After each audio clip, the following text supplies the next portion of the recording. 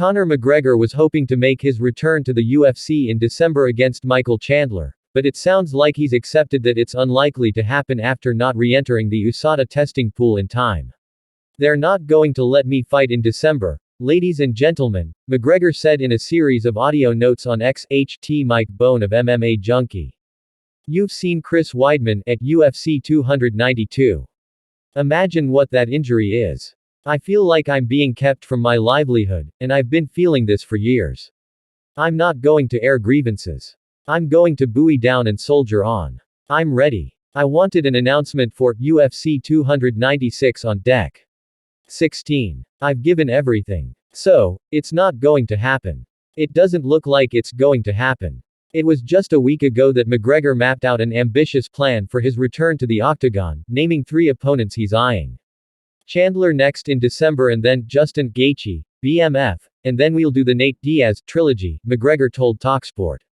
However, the UFC's anti-doping program, which is led by USADA, requires fighters to be in the testing pool for at least 6 months before being cleared to compete.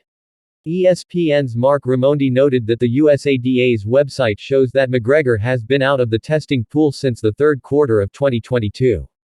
McGregor hasn't fought since he suffered a broken leg in his July 2021 bout against Dustin Poirier. The UFC once granted an exemption to Brock Lesnar to allow him to skip the 6-month testing period to compete at UFC 200 in 2016, but he later tested positive for a banned substance. Granting McGregor a similar exemption likely wouldn't sit well with other fighters. McGregor coached against Chandler on the 31st season of the Ultimate Fighter reality competition series.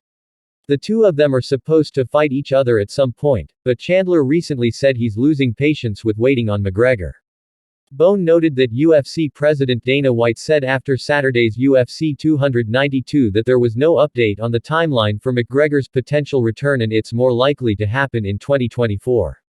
McGregor didn't address his testing status in his series of audio notes, but he pleaded with Endeavor CEO Ari Emanuel and the Nevada Athletic Commission to figure out a way to facilitate his return.